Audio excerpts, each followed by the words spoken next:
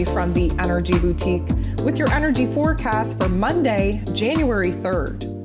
So today we do have the moon moving out of the Capricorn energy. Of course, we're still in this new moon window, so the energy is still very intense in that regard. But we will be transiting over and locking into Aquarian energy around 5:45 p.m. Eastern Standard Time. So anytime we move out of Capricorn energy and move into Aquarian energy, things get lighter, things get brighter, things get a little bit more positive.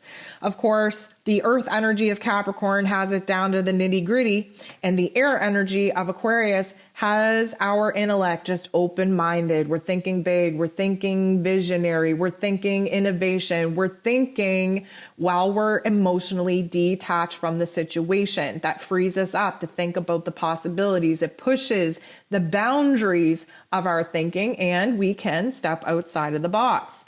So we're still in this new moon energy, so things are still kind of dark, kind of blah. If you haven't downloaded your new moon guide, you can go ahead and do that. The energy is still potent to do so.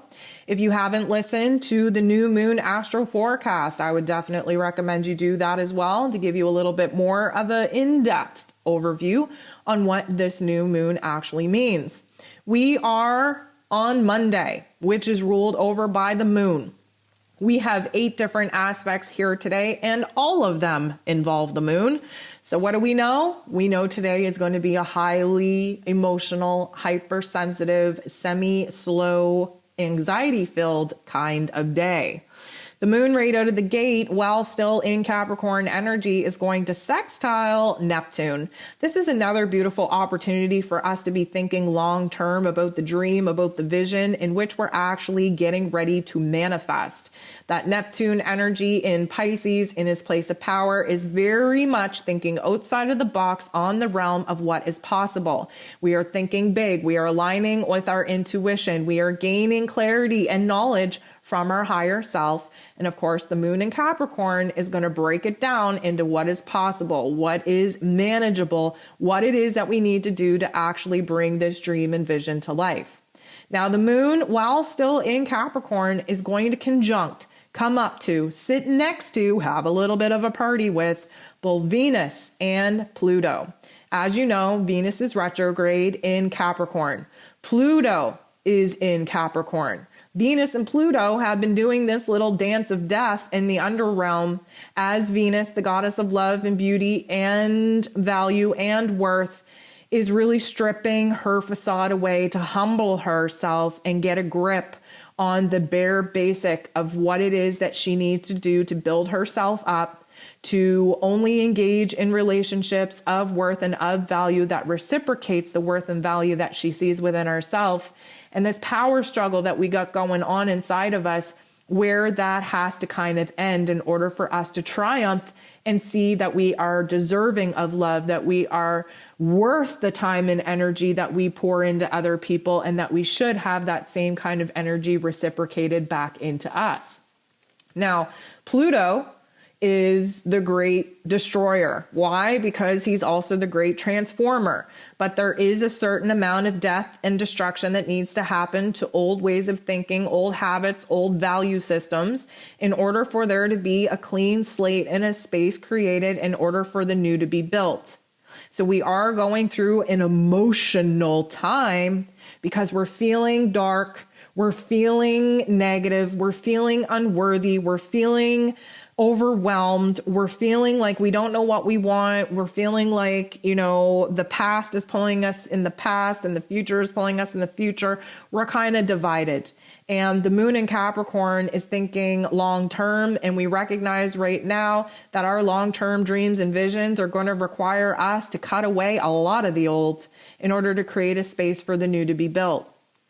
The moon is going to bump into Chiron, the wounded healer. This is a positive aspect though, so it tells me that our time dabbling in the not so nice thoughts and feelings that bumping into Venus and Pluto would create in us, that we're actually able to gain some insight and clarity on what it is that we actually have to let go of, what it is we actually have to change within ourselves, within our physical realms, in order to actually align with the new dream and the new vision that we're looking to manifest. So there is a huge amount of healing that that comes out of kind of tearing ourselves down so that we can build ourselves back in a better way than ever before.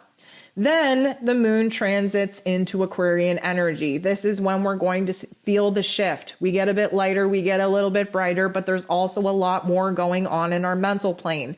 The very first aspect that the moon in Aquarius does is has a semi-square with Mars. Now, this is really going to put us in a restless type of energy. First of all, Mars wants to take action. He wants to take action by pursuing a new path, a new adventure that's going to align us with a new truth, with a new meaning, with a new purpose. He wants to take action in our physical realm. But of course, we're not in a state of action. We're in a state of thinking and planning.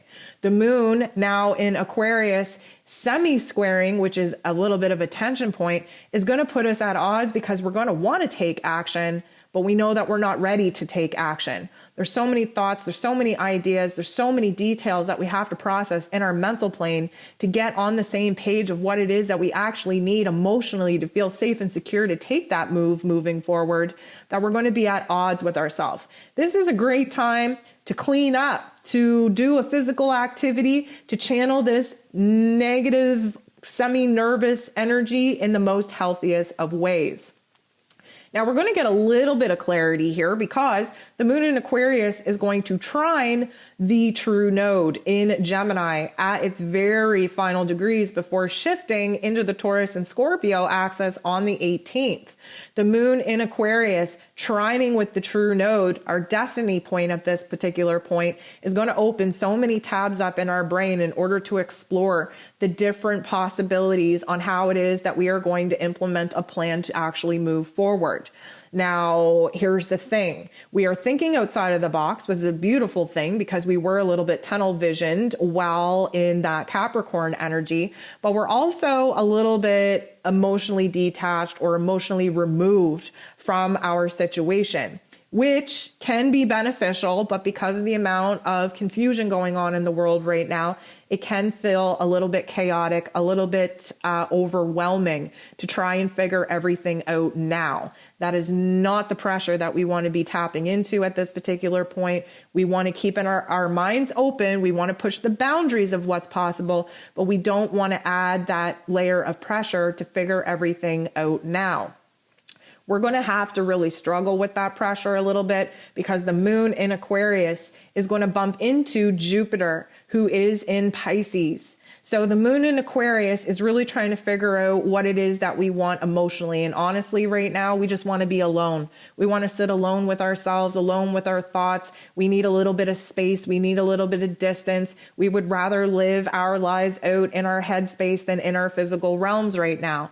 And Jupiter, who is in Pisces, of course, wants us to grow, wants us to expand, wants us to heal, wants us to dream. But here's the thing. The volume is up so much right now in our inner realms. The pressure, the weight of the world on our shoulders right now is so intense that instead of healing and instead of tapping into creativity and tapping into our higher selves, we might be so freaking overwhelmed in our emotions and in our headspace that we just want to escape reality altogether and check out and live in la la land. Now, if you need to give yourself that break, by all means do so. We're still in the new moon energy, still kind of dark, but there is going to be an outside trigger, an outside activator that is going to put us in a hypersensitive state emotionally and mentally. And if we're not careful, we are going to let our egos act out and kind of throw a tantrum where we should be tapping into our observer and seeing where the greater, grander lesson actually lies. We're going to wrap the day up with the moon in Aquarius and coming up to, sitting next to Mercury, who is just fresh into Aquarian energy. Of course, Mercury just moved into Aquarius yesterday, just hours before that new moon energy peaked. And Mercury in Aquarius is thinking big. We are scatterbrained. There's electrical impulses going through our brain. This can create anxiety. It can create a lot of confusion because we can't think of one thing to a complete thought. Of course, the moon in Aquarius is focused on our heart, on our emotions, on our unconscious self. And Mercury is the ruler of the mental plane, ruler of how it is that we're communicating and expressing ourselves. And to be quite honest with you, the Aquarian energy just wants to stay in our mental plane, just wants to kind of sort through the details, the information, wants to kind of gain perspective about what it is that we actually want, what we need, what we desire to feel emotionally satisfied and at peace in our mental plane, that we likely won't be doing too much communicating. We would likely retreat, want to isolate, want to sit with ourselves, to mull over our options, to mull over the path moving forward, to get a grip on what it is that we're thinking and feeling before we dare share it with anyone else.